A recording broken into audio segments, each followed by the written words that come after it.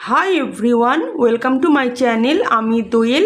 তো আজকে আমি খুবই সিম্পল অথচ দারুণ মজাদার একটা রেসিপি নিয়ে চলে এসেছি। তো চলুন আমার কিচেনে রেসিপিটা শুরু করি। এখানে আমি 1 আঁটি কলমি শাক নিয়েছি এবং সেটাকে আমি 10 মিনিটের জন্য জলে ভিজিয়ে রেখেছিলাম, যাতে এটা আরও একটু টাটকা হয়ে যায়। কলমি শাকগুলোকে এবার আমি কুচি কুচি করে কেটে নেব। তার আগে আমি কিন্তু কলমি শাকের যে এই মোটা মোটা ডান্ডিগুলো সেগুলো আমি বাদ দিয়ে দেব এবং নরম ডান্ডিগুলো আর কলমি পাতাগুলো আমি কিন্তু এবার সরু সরু করে কেটে নেব।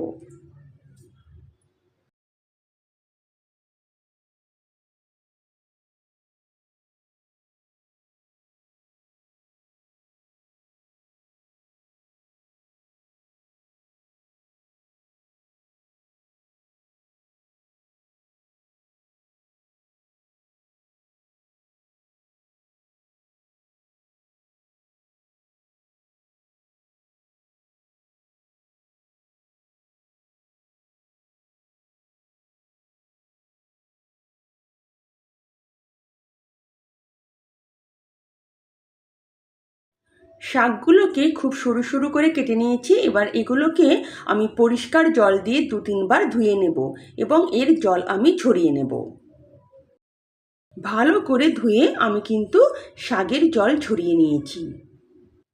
গ্যাস অন করে একটা কড়াই বসিয়ে দিলাম। কড়াইয়ের মধ্যে আমি 1 টেবিল চামচের মতন সর্ষের তেল নিয়ে নেব। এই কলমি শাক ভাজা কিন্তু সর্ষের তেলে করলেই বেশি ভালো লাগে, সাদা তেলে করলে কিন্তু ততটা ভালো লাগে না। তেল গরম হয়ে এলে এর মধ্যে 2টো শুকনো লঙ্কাকে আমি হাতের সাহায্যে এভাবে কেটে কেটে দিয়ে দেব।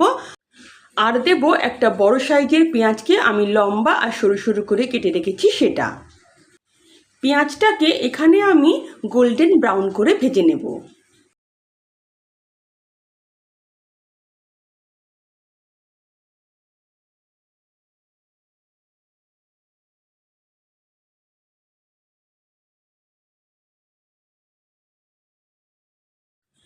পেঁয়াজটা যখন বাদামি হয়ে আসবে তখন এর মধ্যে দিয়ে দেব 1 টেবিল চামচের মতন আমি রসুন। সেটা আমি থেতো করে এখানে দিয়ে দিয়েছি। আপনারা চাইলে এখানে কিন্তু কুচি কুচি করেও রসুনটা দিতে পারেন এবং রসুনটাকে আমি ততক্ষণ ভাজবো যতক্ষণ না রসুনের কাঁচা গন্ধটা চলে যায়।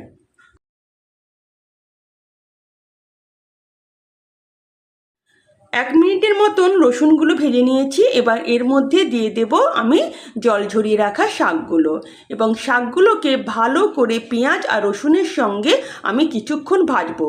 প্রথমে আমি অল্প একটু শাক দিয়ে এটাকে ভেজে নেব, তারপর বাকি শাকগুলো দেব।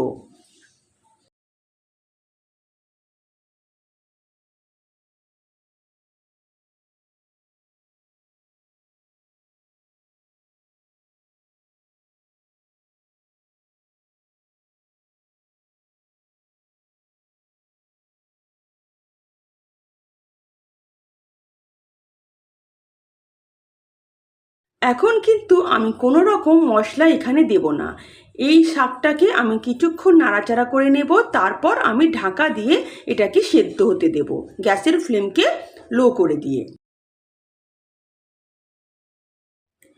5 মিনিট পর আমি ফেরত এলাম। ঢাকনা খুলে দেখব, দেখুন শাকটা কিন্তু পরিমাণে অনেকটা কমে এসছে এবং অনেকটা সেদ্ধও হয়ে গেছে। দেখুন, এই পর্যায়ে এসে আমি কিছু শুকনো মশলা এখানে অ্যাড করে দেব। ছোটো চামচের 1 চামচ আমি নুন দিয়ে দেব। দেব সামান্য একটু লঙ্কা গুঁড়ো। খুব বেশি মশলা এখানে লাগে না। ছোটো চামচের 1/2 চামচ দিয়ে দেব হলুদ গুঁড়ো। সবশেষে দিয়ে দেব ছোটো চামচের 1 চামচের মতন রোস্টেড জিরে গুঁড়ো। মশলাগুলো দিয়ে ভালো করে শাকটাকে আমি এবারে কষাতে থাকবো।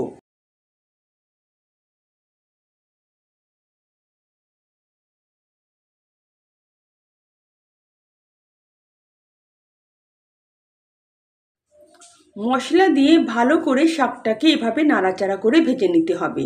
এখানে কিন্তু কোনো জল লাগবে না। শাকের মধ্যে যে জল থাকে সেই জলেই কিন্তু শাকগুলো পুরো সেদ্ধ হয়ে যাবে।